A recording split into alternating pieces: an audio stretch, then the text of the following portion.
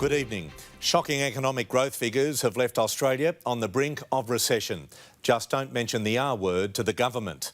The severity of the slump caught many by surprise as our economy went into reverse gear at an alarming rate, shrinking 0.5% in just 3 months.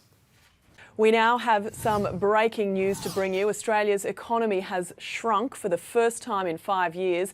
So let's go straight to Nine's finance editor, Ross Greenwood, who joins us with the latest. Ross, could this be a step towards Australia's first recession in 25 years? Well, indeed, it is the first step towards a recession, because if you have 2 consecutive quarters where the economy shrinks, then you're officially in recession. Australia hasn't seen one of those since 1991. In fact, since that time, the economy now has only shrunk in 4 quarters. One was the global financial crisis, and as you say, the last one, which was only minor, was during the Queensland floods. But during this last quarter, the period to September 30, what you'd seen was a real contraction in home building in particular, and general construction, because the government also had subdued its own spending during that period of time. Offsetting that, the agriculture industry was relatively strong. Of course, this is not good news for a government that is battling to save the AAA credit rating right now. I should also point out that it is broadly expected that the Australian economy should pick up in the current quarter we're in, the December quarter.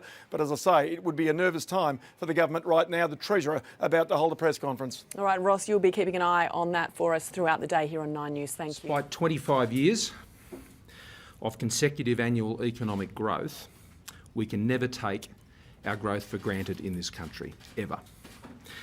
This is the growth that supports our jobs, our incomes, our wages, the number of hours we can work, the sales our businesses can achieve, and in turn, the revenue that is needed to support our schools and our hospitals, to support Medicare, our pensions and our social safety net. It all comes back to growth at the end of the day. The Turnbull government will never take economic growth for granted, ever. In the 12 months to the end of September, our economy grew by 1.8%. That's down on through the year terms from the 3.1% result achieved at the end of June. In the December quarter, real GDP contracted by 0.5%. In nominal terms, which has the biggest impact on the budget, the economy grew by 0.5% in the quarter and 3% through the year. Our annual real growth is still higher than 6 out of the world's G7 economies, second only to the United Kingdom. Higher than the US, Canada, Japan, Germany, and higher than the OECD average. The contraction in real GDP recorded in the September quarter is not just a reminder, not just a wake-up call or a warning about being complacent when it comes to economic growth. It is a demand to support economic policies that drive the investment needed to support job security, the hours and wages that hard-working Australians need to deal with rising costs of living, especially on electricity costs, and that businesses need to survive in a tough and competitive environment.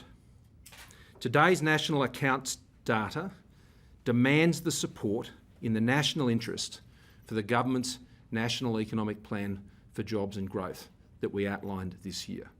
It demands it in the national interest.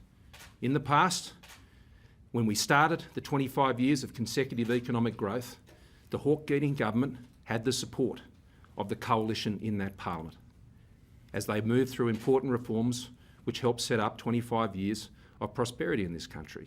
That work was continued and accelerated and improved upon by the Howard Costello government. Today, the Turnbull government remains committed to those same principles that drove both of those governments, and we're looking for partners in this parliament who want to go on that journey with us so we can set up the next 25 years of growth. And today's data says it's time to join the National Economic Plan for Jobs and Growth.